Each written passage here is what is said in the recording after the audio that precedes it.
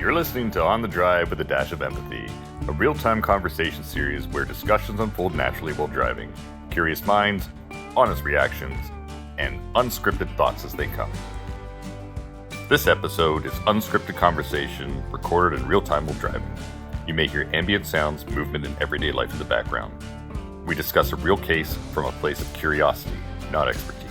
We are not reporters, investigators, or experts, and we may not have every detail or fact correct. Nothing in this episode is meant as legal analysis, medical advice, or a definitive account of events. These are our personal thoughts, questions, and reactions only. Now, let's get into the drive. Okay, so there's this woman, her name is, I think, Lindsay Clancy. Okay, so this is what happened. So her husband, he's at home with her, and they have 3 kids, like under the age of 5. I think honestly under the age of 4. 3 kids, and then he's at home with her, and then she's like, "Oh, go get dinner or something. Let's have food from this restaurant or whatever." So they order food with her, and he goes to pick it up, and so he leaves her home with the kids, and then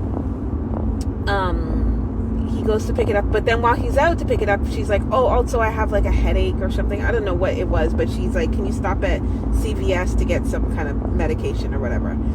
I think it was maybe one of the kids were sick or something. I don't know. So he goes, okay. Then he comes back home, and this is what he says. He comes back and he sees her on the front lawn. I think it was the side of the house, but on the front lawn, and looks up, and it's like she came through the window, but he just sees her on the lawn, and there's like glass or whatever, and she's like bleeding, and she looks dead or whatever. And then like he freaks out and he calls the police or whatever. And then he's like, "Wait, where are the kids? Where are the kids?"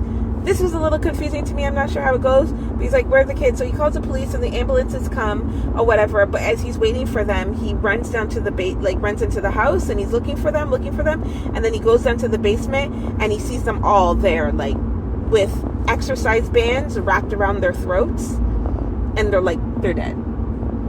And like the one kid he like grabbed, and he like tried to take the band off of his throat, and he's dead.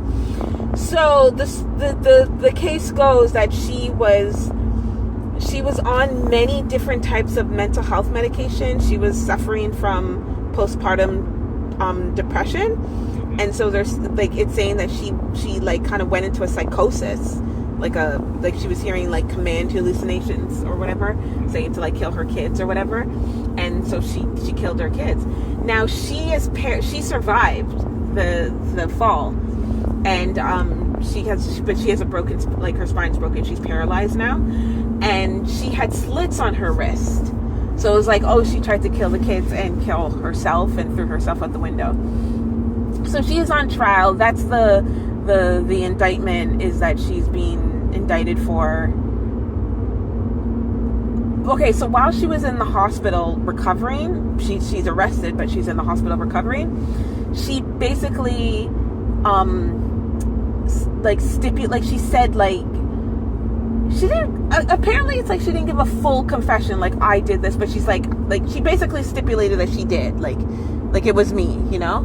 But she's saying, like she doesn't know why, it was like, she was hearing voices that told her, and she just couldn't control it, and like that's whatever, right? So she is on trial for murder, but it's not a question of who done it. So they're saying it's not a question of who done it. It's a question of, was she mentally insane, or did she actually plan this? So apparently months before, she's been suffering from mental illness. She's been in and out of the mental hospital. Her husband has taken her to the mental hospital, and she's been on multiple different kind of drugs. So much, almost like 12 medications at one time. However, in court, they found out like she was prescribed about 12 different medications. But when they looked at the the pills in the bottle and like counted up how much pills in total there were to how much pills she actually took, it wasn't really a lot. It wasn't a lot. So it's kind of like, interesting. So anyway, she's on trial.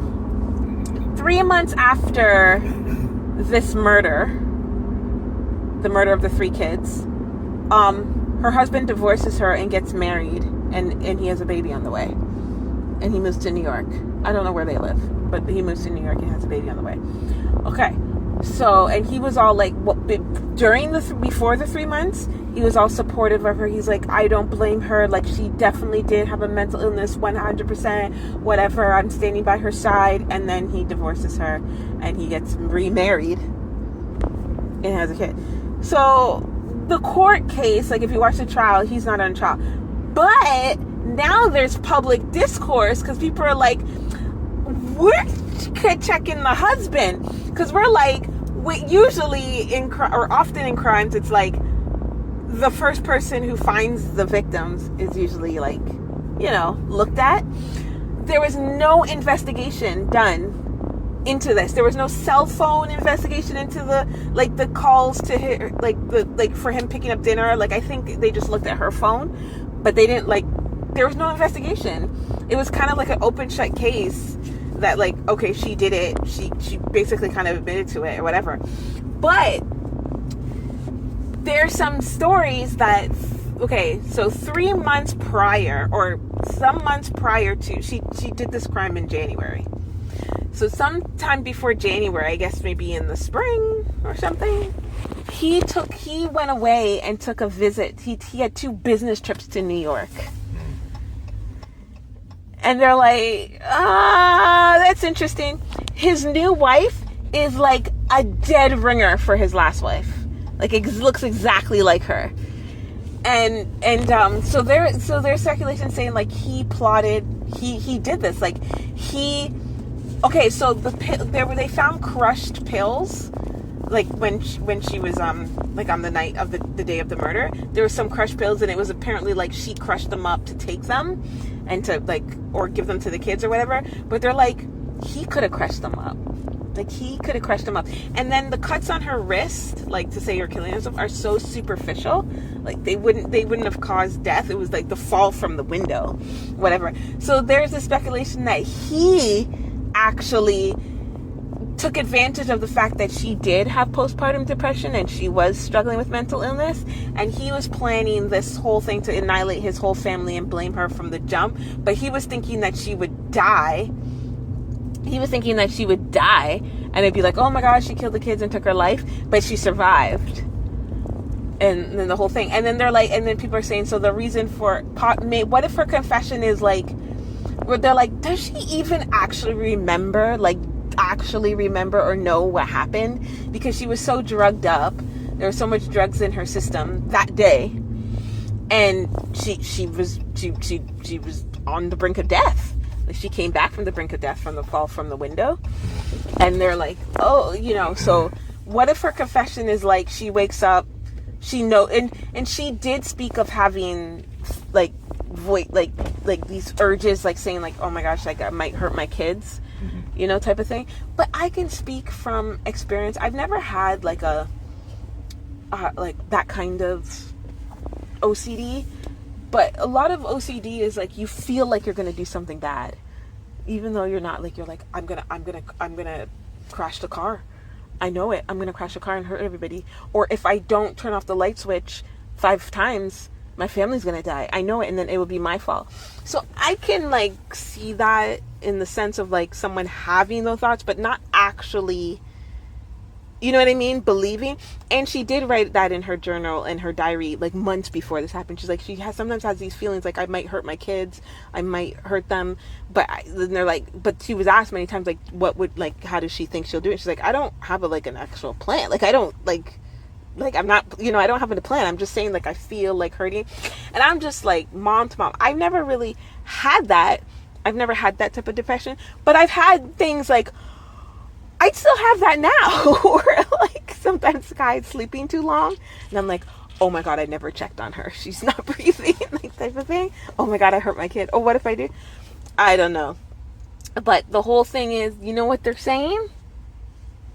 Because he's not even being looked at. He's not, the only people who are saying this is just internet people. No cops, but there was no investigation. So it's kind of like, and then they have videos. They have a video of him going into CVS and going to get the food, and people are saying that his shirt looks different from when he went to see. I don't know. I saw the video and it looks the same to me. They're saying the shoes. I would love for you to see the video for you to see if the shoes look different, because to me it does look like it could be different shoes, but I can't, like, it's like lighting. To me, there's nothing like, oh, those are different shoes. Mm-hmm. But in one, it's like, oh, they look like boots. And then the other one's like, oh, but they look kind of like runners. But they're nothing dramatically different. Like, if he changes shoes, then he has two pairs of, like, very similar shoes, one in boots, type of thing. So there's a lot of things that's like, come on. Like, is he really changing his thing?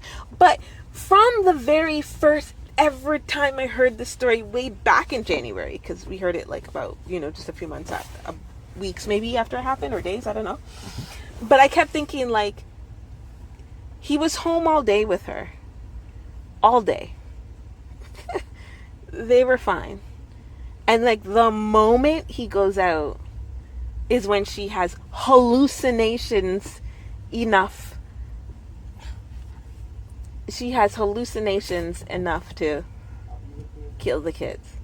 Because he's saying, he when it was put forth to him, like, oh, do you think maybe she planned this? Like, maybe she's the crazy and family uniter? Like, no, she's having mental illness. It's like, all the time they were home. And this is like that moment that he left the house. She got that. And then it was, I always thought that was interesting. I didn't think he was, actually, I did think, maybe he did it. But I wasn't, like, that serious. I just say that all the time. But then another thing that it questioned me was, like, the specific, send him out to get food. Mm. And then while he's out, send him out another, wild goose hunt to get something else to keep him out longer. What were the hallucinations? The hallucinations were very coherent. They're like, we have 5 minutes. Let's do this. You know what I mean? Versus, like, somebody just out of their mind and doing that. And we've seen so many cases of that, and it's not as clean. It's usually a little, you know what I mean? So I always thought that was interesting. It was just so particular, like, she sent me out to get food. And then she sent me out to think. And then that was her plan. But it was just so perfect to me, But the whole internet is like, mental illness and especially postpartum psychosis is like a real thing. And people are like, people say, like, it's not real, women are faking it or whatever. Like orgasms? Yeah. And then women who fake orgasms should go straight to jail. Straight to jail. Straight to jail. They're ruining it for the rest of us. Yeah. So what do you think? From the information I was just given. Only that. There's more details, but just from that. Do you think that he is like a Chris Watts? Do you remember Chris Watts?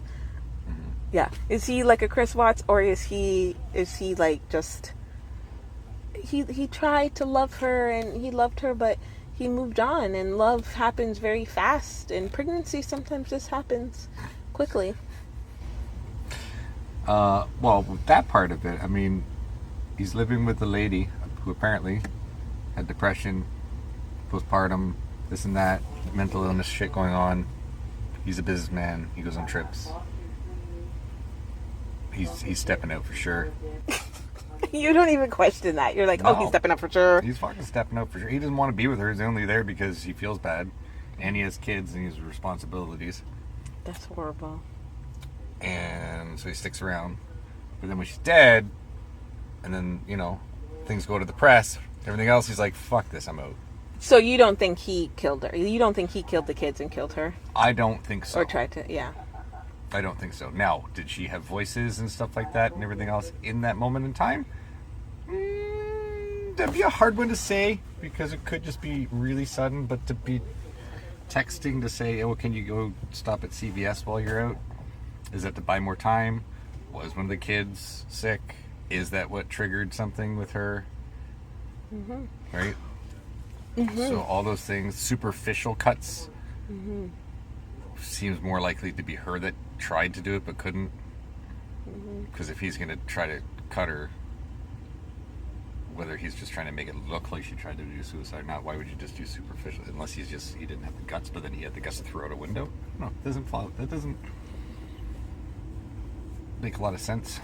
So my position is, I have questions about him involved, and I wish there was a proper, thorough, full investigation. Like, why did it stop? Like, all these things are, in my head, like, logical questions. Do I fully, like, go, oh my god, he it's the man, and that's why, and he's having an affair, and he killed the whole family?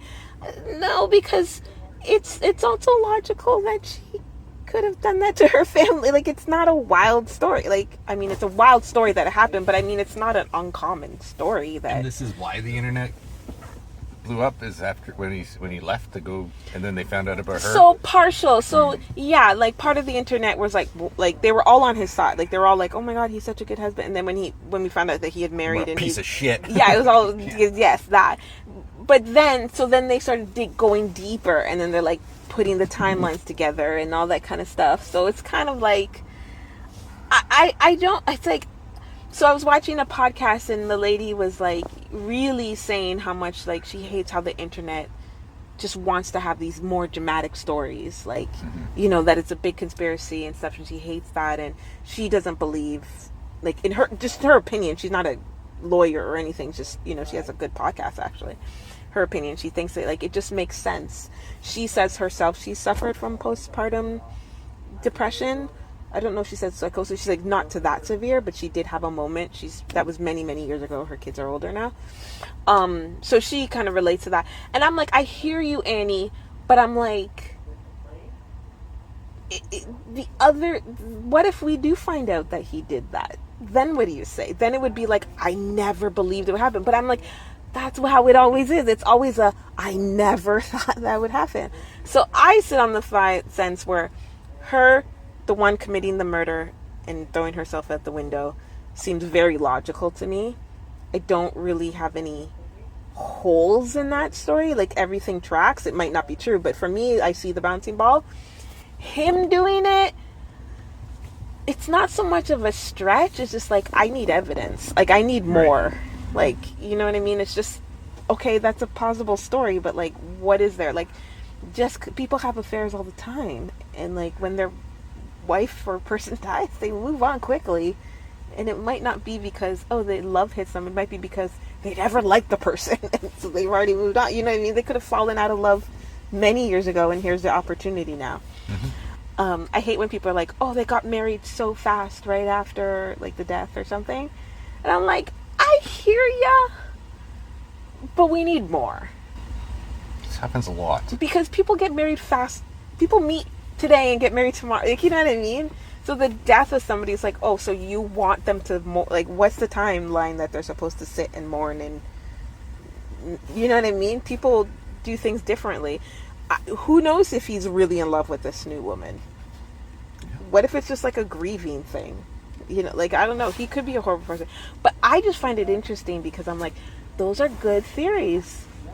Like, he set it up. He went out. You know, he was conveniently not there when it happened. He was conveniently the person. No neighbor saw.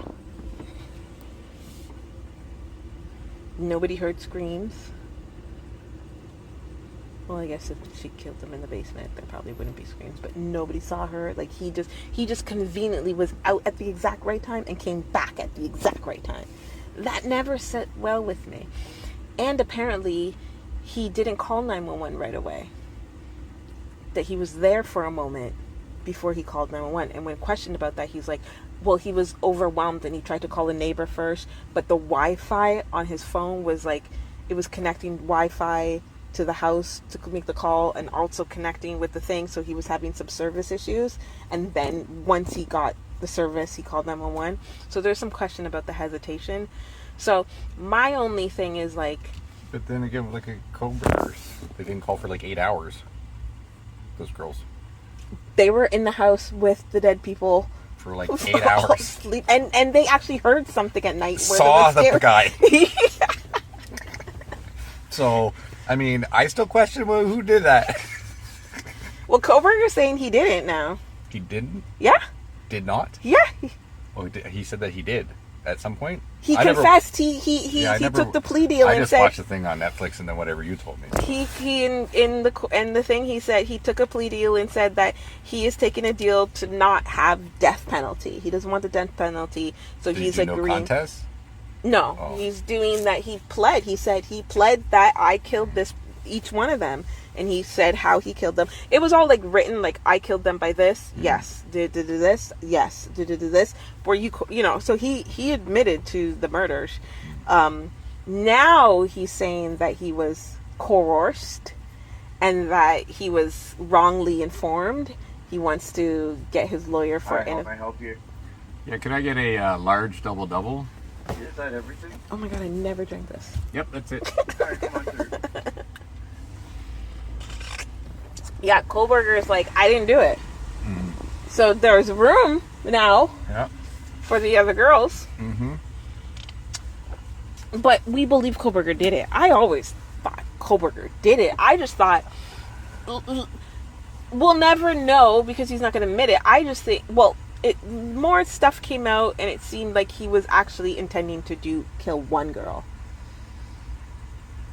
And then the others were like his plan went raw. And he was tired and exhausted. Which makes sense. That's I've always was confused about the murder because I was like, I don't know, like a person just went in just to slaughter 3 people and then leave and then like they're weird and like no. Seems like he went in for something. So that's what made me suspicious about the other people.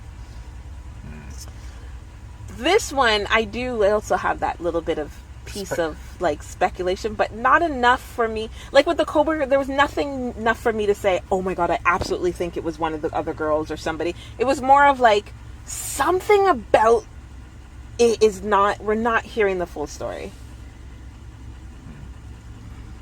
Like, did he kill the kid? Like, did he? So he goes in to kill one girl, ends up killing 4 people. Well, imagine if you're in the process of murdering somebody, Apparently and then makes somebody else walks by, contact. and imagine But if then also makes eye contact. he was tired at that time. He had already killed 3 saying. people. He was exhausted. So when people question why somebody did something in a certain fucking situation, there's a perfect example. Exactly. 25. Yeah.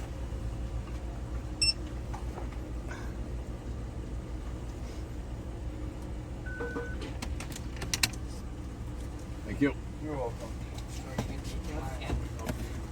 Yeah. No, exactly. And that's what I'm saying about this story. What you're saying is like, what I'm leading to, I guess what I'm thinking, my mind is going is like, let's say she did do it, right?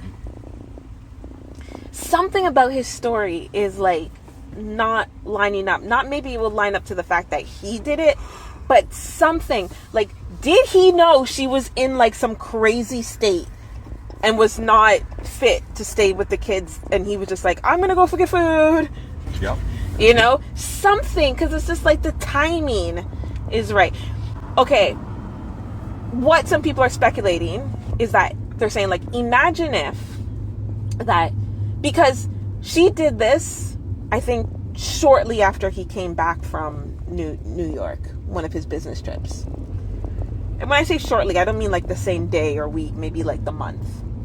We'd have to double check because it could have been the week, but shortly after, but not like the same day.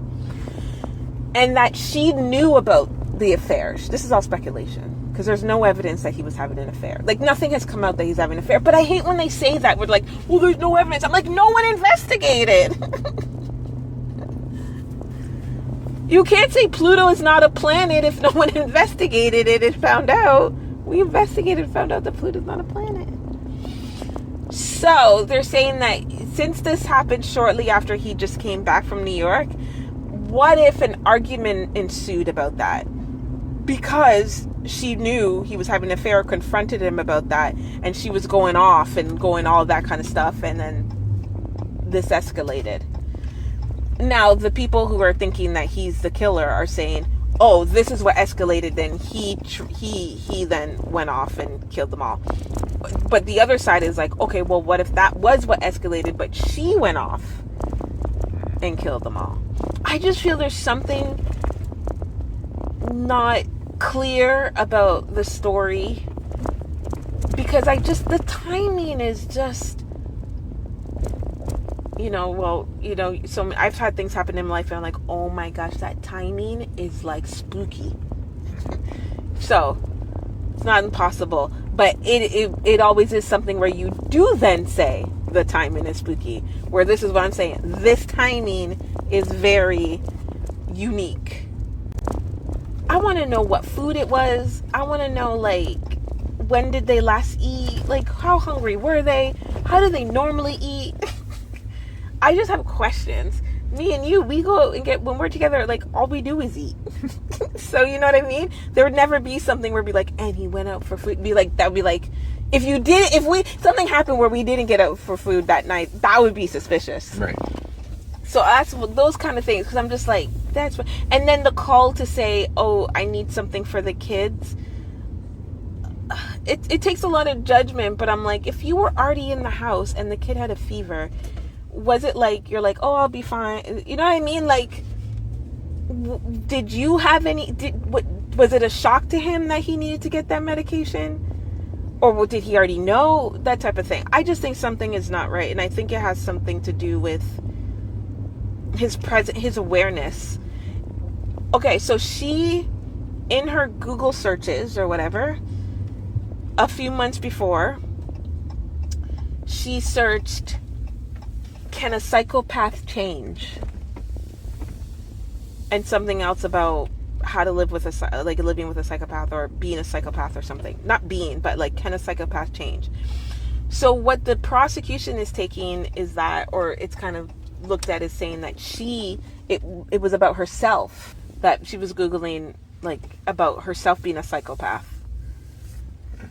And then so the people who are thinking it's him now are saying, like, no, it was about him. She's Googling, can he change? He's a psychopath. She was having probably lots of problems with her. So the story is that she had maybe had some postpartum depression, but he's been, like, egging it on and continuing to do stuff and doing things that is triggering her, making her feel crazy like a psychopath does. And putting her in the hospital and doing that. And then so now when this happens, that's why he's so still building the story. 100% she was ill. Look, she was ill. She took all kinds of yes, she was so ill, of course, or whatever. It sounds like, girl, a lot of women have depression, or humans have depression, and we don't, like, you know what I mean? We're concerned or whatever, but people, like, whatever. So was it really that she was that depressed? She spoke about those things, but I know, me personally, I've gone through moments where, like, I'm having a hard time and I say the wildest things. Maybe not like that, but you know what I mean? Like, oh my God, my life sucks. You know what I mean? And if I have healthy people, you don't ride that wave. You're like, you listen or whatever. But imagine a psychopath saying, like, yeah, you really are sick. You really are mentally sick. So there's so much where I'm like, this theory, I think, has logic, but for me, it just doesn't have feet. Like, it doesn't have like I do need, like, a little something, It reminds me, again, I always use an example, the Karen Reed thing, where it's just like, when they were saying, oh, she ran over her husband because they had or boyfriend because they had a fight. And I'm like, that's a logical, unfortunate, but that's not a wild story. That sounds like what could happen. And it turns out, like, it didn't even happen. That's what it is. I'm like, the internet saying that he is the one. I'm like, we've seen that before. What you know what I mean? What do we have? But there was no investigation. So it's not like to say, like, he was fully cleared. They're drilling on the fact that she planned this, that it wasn't mental illness. They're saying, like, 100% sure she hasn't, but she actually planned it. She constructed it. She's been planning it the whole time, or maybe even just that day, but she planned it. So the prosecution's angle is not even like a manslaughter or mental illness. It's like 100%. So I'm like, that's pretty, like, what do they have stuff that makes it look like this whole thing was planned. Okay, but who is the one who planned it, though? Because everything that they're saying that she planned it, I'm like, well, he could have. It's not like, oh, want to hear another thing? The ropes that were used to hurt the children, around their neck, the gym ropes. No, none of her DNA on it. You know whose DNA on it? The children's and his. And the explanation was he grabbed it or was messing with it when he took it off the one child. So one child had DNA of, I think, some other children and the dad and that child. The other children just had their own DNA on it. Her DNA was not anywhere. Yeah. If you're on the side that she did it, is she got the other kids to do it. or wore gloves or whatever, right? Well, then where are the gloves? Use something. I don't know. But if his is only on one of them, that's interesting, though. And he admitted to that he tried to. But I'm like, well, how could he not? I mean, that would suit his story. Yeah, exactly. But why isn't it on the other kids? And he said he saw them, and I'm not sure, so, whatever. But the idea is that he went to try to save the one of them and realized it was whatever. So I don't know if it was the first kid he went to when he saw a kid with it and then went to save that one and then looked over and saw the other kids, or he saw the other kids and thought that one was real. I don't know, but he does have a reason of why he went there. And then on the 911 call or the police thing, they're saying like the thing that he was like that he's heard saying like right when they came was like he ran in the house to look for the kids or whatever, and he just screamed out, "She fucking killed the kids, she killed the kids." Like that's what he was making loud known. See, everything can go both ways. I mean, that fucking makes sense. Because if he did it, he does want to announce that. But also, what else would you think? Like, I mean, I can't, it's like you have to put yourself in so many different perspectives of the situation, because one, if I came home and my partner was on the floor, like on the ground, and the kids, and I don't even know if I would have the correlation, even though it might look, you know what I mean? I don't know if my brain could like go there, like go, oh my god, my partner killed the kids. And like it's just a mathematical that's like a lot. But maybe after, like even a couple hours after, thinking like, oh my god, did they really do that? Like, for me, again, and I don't like to put myself, I would, because I don't think that's fair when people go, if I were in the situation. But I'm just saying, like, the thought process of like, you just walked up on a trauma. Like, how do you, like, decipher what even happened? Like, how do you connect and understand and know where to run? And it's just confusing. Back to the whole, he was only there because he had to be there. Hates her. Yeah. Knows she's fucked up. And, the first thought that goes through his mind is, oh my god, she fucking finally snapped and did it. So that's where I'm at. I don't know. I'm not on team he did it. If there wasn't that, I feel like your first thought as most human beings would be, somebody broke in and killed my family. Not she killed my kids. That's what I mean. Like, I don't want to say everybody, but it's like there's always an external blame when you see, like, even if it's clear, you just go, someone did this, right? And he just like went. She fucking finally did it. She fucking did it. So that's where I'm at, where I'm like, I'm not on the team he did it yet. I'm on team, like, he friggin', like, he might have neglectfully.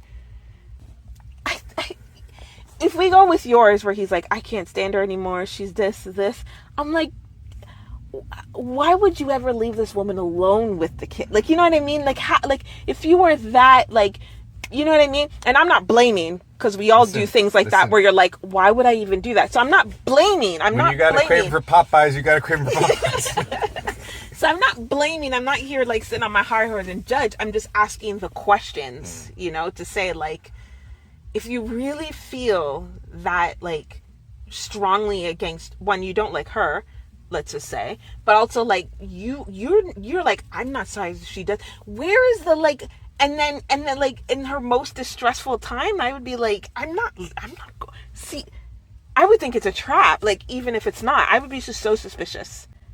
everything goes the other way, right? Because let's say he let's say he has nothing, like, well, he has nothing to do with this, right? Or ignorance. She's the kid's mom, and they're like, what, 4, right? The oldest 4? So let's say 4 years of being their mother, right? And even if she struggles, like you would only leave them with her, like, you know what I mean? Like, you to distrust completely the parent of your children, that's an intense, like, you know what I mean? There's sometimes where you should distrust the parent of your kids, and it takes you a while to get there. Yeah. So that's where I'm like, I can understand him, like, maybe not trusting her, having those feelings, but then still does things like leave her alone with them. You know what I mean? And whatever. So it keeps going both ways for me.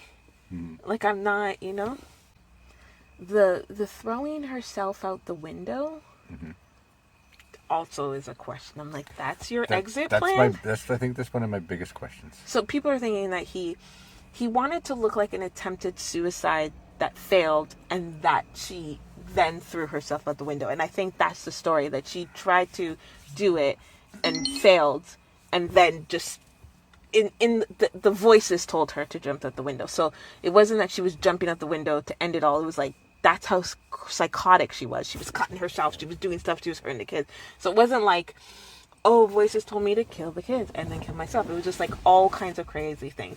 Because the suicide out the window. It's just like a regular house? Like a 2-story house? Yeah. See, that's so far, I find that might be one of the most interesting parts of the whole entire thing, is the window. Really? Yeah. Going through a window, not opening a window and jumping, like actually going through a window. People done it? Yeah. I'm sure lots of people just ran and jumped through a window. Yeah, that to me points to like a very psychotic episode. Not just like, I'm going to end my life. That's like, so then, I can't even think straight. So then you would want to still now go against what the prosecution is saying, where it's like, oh, it's premeditated and this and that or whatever, because it's like, how premeditated could you be if you're willing to? Well, and I don't know, because if you're planning on killing your kids and then planning on killing yourself, jumping through a window is out of the question. So yeah. That's an interesting one. Well, I think there's holes in the story. I'd like to know more. If the whole story is, to me, if the whole truth is that he did it and whatever, I'm like, that fills a lot of the holes. But that is like, where are we at with that? Like, we could say that about anything. Like, I can make up a perfect story for any kind of odd situation. You know what I mean? It kind of makes it. So guess what they're using? They're saying, if it really was him, he has committed the perfect crime. Because there's not even an investigation. There's not even anything. He's like, done. Until the next wife. Well, we'll see if it starts adding up, piling up. But yeah. So, I don't know. And then it's a weird thing because, like, it's only the public calling for this. What do you do now if you're the district attorney of the prosecution? Like, oops. Nothing. Yeah, nothing. You can't. You just lost one. You just hope you won this, or not. Now you hope you lose. You hope the jury doesn't convict her, and you're like, at least we didn't send the wrong person to jail because we didn't even investigate the other guy. So maybe that's why the prosecution is pushing such a extreme, she's not crazy, she planned it. Maybe. I mean, then it's up to the defense to find the fucking evidence then. Up to the defense to disprove the evidence. And they're kind of... and then redirect it over to this guy after. I don't know. I don't know if I was the defense that I would want to... It's like the Karen Reed trial. It's like the Karen Reed trial. They were like, depending on the other guy. It was like the Karen Reed trial. It was like their first strategy was to say the Alberts did it or the house people did it, and that's what they were focusing on. And that I don't know if it backfired them, but it was like a strategy that had a lot of holes. But when they pulled out the strategy of like, let's show you all the reasons why she couldn't have done it, they had a thing. I think for me, I think I would go with the defense of he did it. Let me show you who actually did it. Well, because it's like, that's the only other theory, you know what I mean? Reasons why she couldn't have done it. Huh? There's not a lot of Reasons. why Yeah, she couldn't have exactly. You're right. That's a good point. There's not a lot of reasons. It is like, it's. How could somebody throw themselves out through a plane of glass? Second story. People do it. Done. Like what? Like that's the hardest thing to believe, and that's not that unbelievable. I don't think it's hard to believe. I do. If I just heard that or seen that, I'd be like, that is unnatural. Like that person must have been high or something. I'm not saying it's hard to believe. I'm saying it's the hardest thing out of this whole. Most people who exit out of closed windows are thrown. Yeah. Yeah. Yeah. But That's yes. the best defense right now. Yeah. That's interesting that you're like, that's the part that gets you.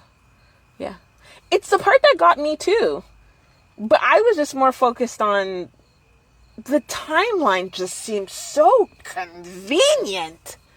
Well, and then that's why prosecution's going to go with like, no, this was premeditated. Yeah. But then I'm on defense. I might be like, she just snapped. Just happened to be. Yeah, and absolutely, and I don't sick. dismiss that, but that's what I'm saying. Like, we have to conclude that she just snapped then. Like, we have to conclude that. Because the timeline is like, for me, for her to say premeditate, send him out for dinner, I need to know if that was unusual. Because if he goes out to get dinner Monday, Tuesday, Wednesday, Thursday, Friday, and then just on this I don't know what day of the week it was, but on this Saturday, he might have stayed home and she said, hey, can you go get food? To me, that's not, how can you predict that the person, you know what I mean? Like, I don't know. But if it's like, they only go out for food once a month, once every 2 months, and now I'm like, okay, maybe that's you know what I mean? But it's like, you know what I mean? It's like, we always go to, I just want to make sure he went out to dinner. No, I would use a different time. I wouldn't use the time he goes over. I would wait till he goes to work or when he goes. Oh, so one of the arguments is like premeditation. He even said, so on the stand, apparently he said he agreed that there was plenty of times that she could have done this. Like she was often, not often, but there was many opportunities for her to have done this because he's trying to convince the world that he thinks it was a medical issue. He doesn't think it was premeditated. So he's trying to double down on like, she could have done it when I went to New York, but no, because she's not planning to kill the kid. She's not. But that doesn't sit well with me because I'm like, if you knew she had mental illnesses all the time, you're saying two things. One, she had a serious mental illness where you didn't trust her. But then you're also saying like, oh, I was completely confident. Like she's been alone all the time and never snapped. Like, I don't know. I don't know. Well, it's another one where it's like, see both sides. Like, Yeah. How many times is like a mom gone out and left the kid home with the dad who beats the kid or whatever, right? Yeah, and the mom kind of knows, and she knows, but she's like thinking it's gonna be okay. Yeah. So I agree, and that's where I'm like, it's not enough. there's too many both sides in this one. Well, you said it. You said there's not a lot of evidence that she didn't do it. Right. But for him, it's like, that's what makes the both sides. She has one story. I mean, for the fun of it, I'd like to be able to prove him as the one that did it. I just have questions. I want to know, challenge. is going out for dinner something off it? And is that particular restaurant, whatever, was that unique? Did you strategize going to that particular restaurant? Like, we go to Tim Hortons all the time. Rib night. Yeah. Was it 2 for 1? Did you get something you never get? how long was the wait? Did you order something and say, oh, that's going to take too long, and then get something? Or did you go, it's going to take too long? That's fine. Like, I just want to know the details of going out to the food and actually getting the medication. There were some wild theories that the new wife had participated in it, and that she manipulated. Okay, so the Apple Watch, the lady who, Lindsay, the mom, her Apple Watch was removed. I guess it's something she wears all the time, but it was removed and placed on the nightstand, and that's where it was when she jumped out the window. So it was she took it off. So there's this conspiracy theory saying that he took it off and used it to text himself. That he actually threw her out the window earlier, text himself, hey, can you go to CVS, da-da-da-da-da, went downstairs, killed the kids, left, did those things, came back, thought she was going to be dead, and then freaked out that she was still living and now outside. So he can't finish the crime. So that's why he panicked. And then he's like, I'm going to go. Story's still intact. Well, if there was an investigation, that wouldn't work for him. Yeah, and then it's like a lot of criminals and stuff, especially these ones, the narcissistic ones, they tend to do crimes where we're like, that is so dumb. You would obviously, you're pinging yourself, Alec Murdaugh. You're pinging yourself when you're holding the two cell phones together, talking in the same location. Dumb. Because narcissists they don't think like that. They think they're superior to the law. But I think that one's a stretch. Him using the Apple Watch to text it. Because now he has to actually literally go to CVS. Or did he bring the phone? Did he leak? Maybe he killed her. Killed the kids, took the phone to CVS, the Apple Watch, and there's a lot of that one I don't know. So they were saying that the new wife is involved. Okay, so in the Chris Watts case, where he killed his whole family and then married, the new wife was somewhat involved. She knew stuff. She knew. I don't think she got charged for whatever because she was an accomplice, but she knew. And she did know. And she was interrogated many times, and there's a lot more things. So people are kind of probably matching it to that. Now, I come from these type of narcissistic sociopaths. They have this. You can watch 10,000 cases. They do the same thing. They kill the wife. They go to the new girl. They think no one is paying attention. It's very scripted of them. So if he did, I think it does all fall. But my thing is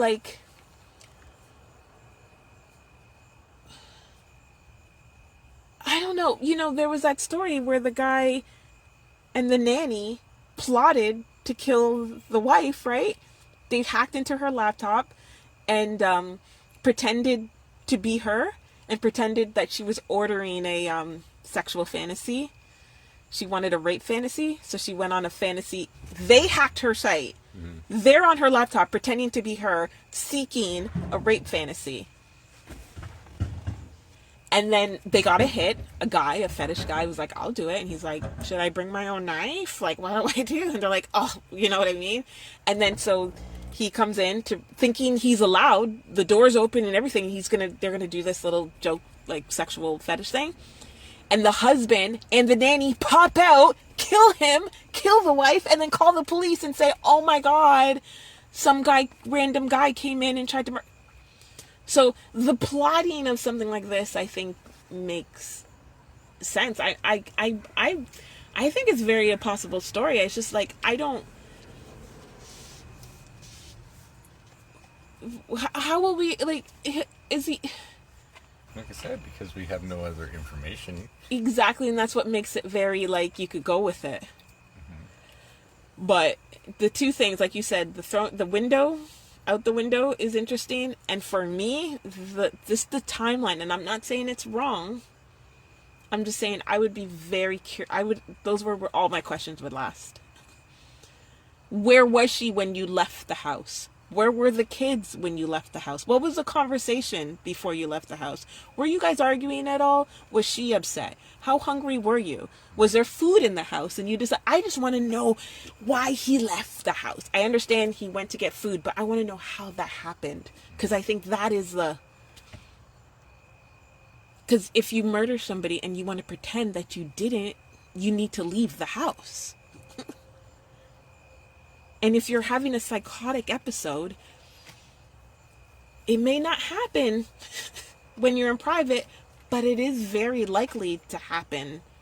You know, if you're having thoughts of like, I'm going to hurt my kids, and you're fighting them because somebody else is in the room fighting, and then the moment you're left alone and there's nothing to like physically distract you and the kids were there and one kid cries too loud, that encourages the psychotic episode. Now, if you're planning it, then it has nothing to do with a psychotic episode. It has to do with getting the person out the house. Why didn't she kill him? Like, I just take them all. Yeah, but even if it was a psychotic episode, was it a psychotic episode? Was it just... I'm already depressed and I have depressed, things. Yeah, exactly. snapped because the kid cried too much? Yeah.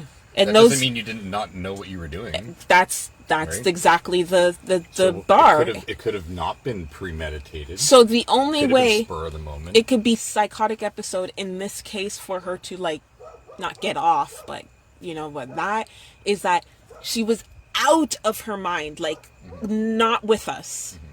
So that's what I'm saying. The Texas to that, it's just like there's some coherence because he didn't recognize anything. Yeah, it can't be like, oh, she was having a bad day and whatever. It has to be like completely not with it. So it's like it falls in many different situations, because if she was that psychotic about it, which there's many cases, I've watched some where the person really had a psychotic, they do not remember anything. They're told about it and some of them break down after like horribly. In cases like exactly that, and then they're like, I mean, I guess I did it kind of thing. And it turns out that they didn't do it, but they believe that they did it because this is what they were told.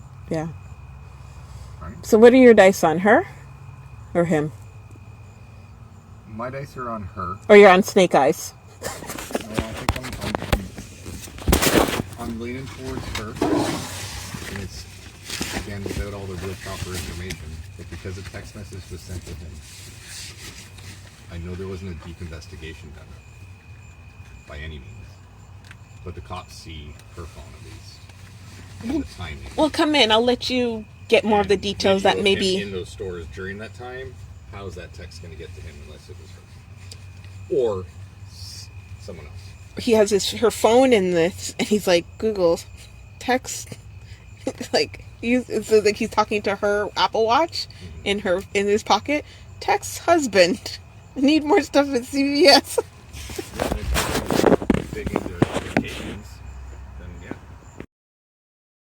So it's the following day, and actually we um, watched a lot more details of the Lindsay Clancy case. And we learned that, yes, the takeout food dinner option, that her asking him to get food was unique. We learned that this is from the prosecution. The prosecution says that they learned that they typically go out, if they're ordering food, they typically order something nearby, and that they've never ordered from this restaurant before. They have been there, but it is further out. So again, but this is all coming from, okay, so here we go. Listening back to our conversation, um, and listening him back, there's a couple more things that jumped out to me that makes him look hella more suspicious. And what, as I was saying, what I'm struggling with is like, I'm not struggling with that him plotting and doing that's like a wild story and oh my gosh, no, and she, honestly, we know she had, no, I'm not struggling with that story at all. I hope I made that clear. That story sounds sound. I'm struggling to know if it's his story, if it's their story. We say to use my psychic intuition for this. Well, honestly, psychic intuition everybody has it. Everybody, we could say he did it or he didn't. I want details. I would want to use my intuition, my cognitive ability, my pattern making to get down to the details, right? So again, it's not like here's a story. Is the story believable or not? I'm like, the story is believable, but is it his story? Hey, I went to the store yesterday and I bought a giraffe. That alone is that story believable? Most likely not, because there are no giraffes here in Canada. So I wouldn't get one from the store. But if I said, I went to the store yesterday and I bought a new flat iron, that's a believable story. Is it my true story? That's how I'm at it. So a couple things stood out to me. These are where my mind came to. One, is it possible that he actually murdered the children first? He actually did wear gloves. He actually did wear gloves or wear something to cover his DNA so it didn't get on the bands. Then he goes upstairs and he attacks her. He works in the office. He was in the basement when she allegedly invited him for food. His office is in the basement. That stuck out to me. That was interesting that his office is in the basement. The children were found in the basement. It stuck out to me, but again, it's one of those things that like a lot of people's office in the basement and kids often play in the basement and families kind of gather there. But then on the same time is that sometimes a person works in the office in the basement to be removed from the family to get some quiet time to work. So the kids are not likely often down there playing. However, let's go with he's in his office. That's where it was. He murdered the children. One of the children were found in the office where he murdered them. Um, if he murdered them. The one of the children were injured in the office and left there, and the other two were just out, like slightly outside the office. So he does that. He does that with his hands masked, so there's no DNA. He goes upstairs, he attacks her. He attacks her. Maybe I haven't sorted this out yet, but maybe he cuts her, he drugs her so she's out of it. He cuts her hands to make it look like a suicide. And then he actually had the plan to push her out the window, put her out the window. Like that was all constructed. He pushes her out the window. He then, he doesn't, he cuts her. Then he texts himself with her phone, all those things. But then that's the thing. Then the timeline would have to line up. You would have to say that he texted her while he was at CVS. But I think what I was going with, what I kind of came up with is that I think he murdered the children first and then murdered her or attempted to murder her after. He's at CVS and those things. What stood out to me was the prosecution says that she texted him, a text came up on his phone that says, Pedia Pedialyte stool softener. So there's a physical text that says Pedialyte stool softener. He calls her back questioning what medication it is. I was like, why would he question what medication is? She literally wrote that. Like it's literally on a text. And when I looked up the Pedialyte stool softener, it's a children's medication. And it's also like in a very cartoony children's box that says it clearly on the thing. Like if you read something that says Pedialyte stool softener and you go to the pharmacy, sure, it might be you don't know where to find it in the pharmacy. But if you're in the right aisle, the children's aisle, medication, and you just scan the aisle, you'll find it. It's literally there. It was interesting to me that that was text to him, but yet he's calling her to question it or calling her to double check on it. It'd be different if she called him to tell him it's the Pedialyte. Then you could say you can't remember what the person said, what the person um what they said or what it was. You can say that, but it's literally in a text, and he's also using his phone to text her back, so he literally sees the medication there and then he's also questioning it. That sounds like a setup. That sounds like he's making a reason to have to call her.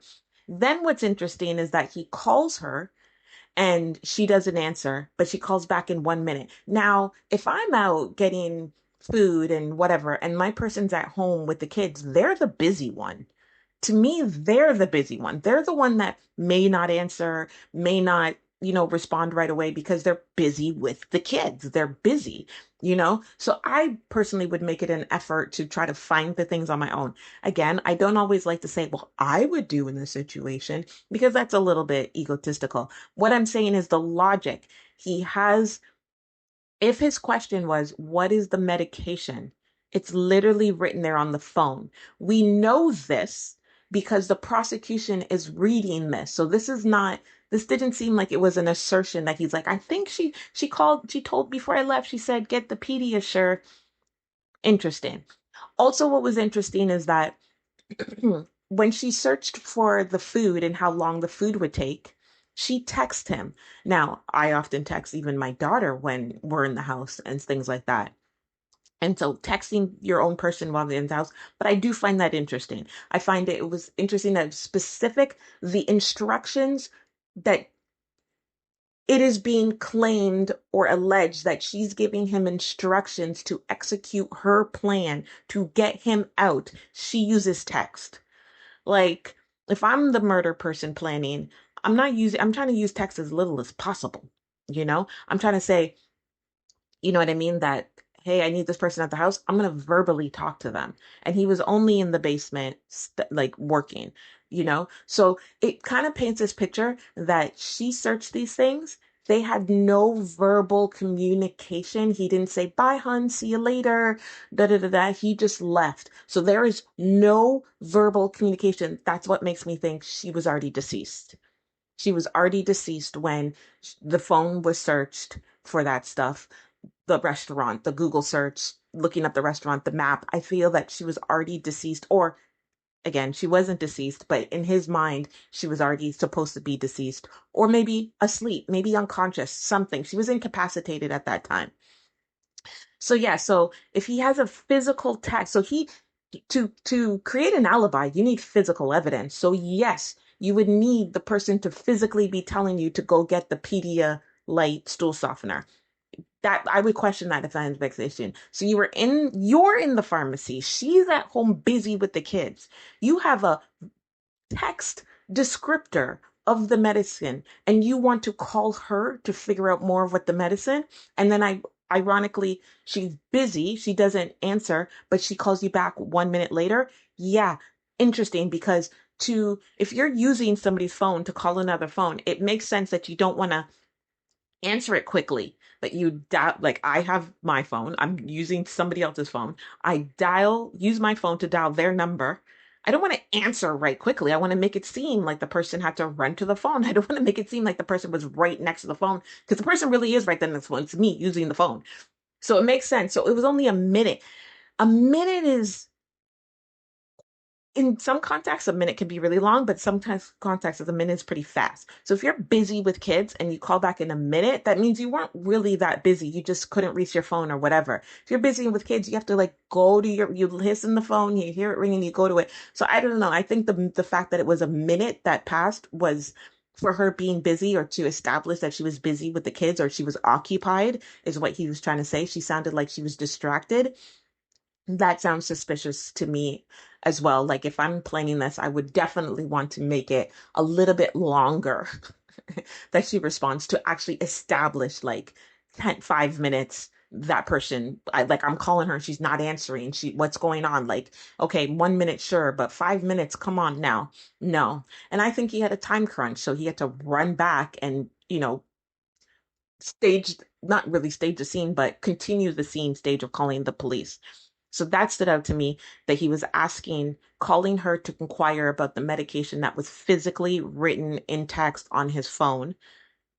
He is inside the pharmacy and he calls back the person who's nowhere near that could actually help him find it. That's interesting. Then, so those things were the ones that really perplexed me now that I learned a little bit more of the story. My question was it normal that they were ordering this food, or do they do that? And the answer is no. So it definitely I understand why the prosecution is planned. It's planned. It's planned. Everything seems very calculated and planned, but who was the planner? I understand that we're saying, well, she was the planner, but I'm saying that he had the opportunity for him to be the planner. The situation hits. hits, I'm highly suspicious of him now. And I have more putting it together. I have more where I'm like, oh, if I was an investigator, these are definite, like I feel like I have what is called a probable cause to further investigate, or probable cause to subpoena his phone, probable cause, or to get a warrant for his phone and his timeline. That is very interesting. I did also realize that when he arrived to the house, walked in, and noticed it was very quiet. At the moment he noticed it was very quiet, he felt something was wrong, went up to the bedroom, saw the window, saw everything, looked out, saw that she was whatever, and then ran downstairs to go to her. Now, I'm not going to judge this because I think even if he planned all that, that does describe a chaotic scene, because I had questions like, you see the mom out the window. I'm immediately, yes, I want to run to the mom. I want to run to my partner, but I'm like, where are the kids? They're tiny. Like, if she's out the window, okay, she's out the window, she's hurt. I need to find the next victims. So he runs out to see her, and she's incapacitated. She's not incapacitated at all. She has enough to confess and say, I tried to hurt myself, or I tried to kill myself. And then even answer the question of where are the kids? And she says, in the basement. Okay. This was something that I saw brought up, but we watched some details again. That is, I guess, what everybody's saying suspicious. But now that I clearly understand that timeline, and that timeline, and that um sequence of events, I 100% think that's suspicious, and that gives me the more confidence in, like, let's look at the husband, because she was totally incapacitated when the ambulance, like, she was on the brink of death. She was not functional. They said that she made some screams, but those could be just natural, like involuntary screams and stuff. Like, she was incapacitated um when the ambulance came and picked her up. So she was not in a talking mood. She was not in a talking mood, a talking state, a talking capability, but she was for that moment um when he found her, which is also interesting because he would not know if he wasn't there. He wouldn't not know if this happened 2 minutes after she he left, or closer to when he left. But those texts create the exact timeline. So the only reason why he knows is because he could say, I talked to her. Again, I would need to hear from her. We need to hear from her if she sent those texts. I need to know, because again, those texts I think are wild. Why are you messaging somebody about the prescription when you already have the name? That seems like you're trying to create something. And then to say that when they talk to you, verbally talk to you, they seem busy. Who has records of that conversation? That's again, that falls back into, again, when I'm saying, if she was the one planning it, she's not trying to text him, go to the store, to get the medication. Hey, go to the store to whatever. Hey, let me Google all this. Maybe the Google search, because people Google things without realizing that it could come back up. But you're definitely more likely not trying to text that you did that, because later you want to say, he just left. I don't he or I didn't send him, whatever. You want to blame the other person, but you want to do it. So it's kind of like, when it's convenient to create a timeline, there's text. When it's inconvenient to have evidence, there's voice conversations. Now, as for motive and whether he was cheating, to me, a lot like the law, it's a little irrelevant, the motive, because people decide on choices for very odd, wild reasons, self-serving, like, you know what I mean? People feel like murder is their only choice for a very, it doesn't matter. Murder was the choice. So I don't, to say, oh, it's because he was cheating. Who knows? Maybe he was in some other financial debt. Maybe he committed another crime and she, there's could be many reasons. The point is, I do now, am really strongly leaning to the opportunity for him to have set this up and done this is ripe.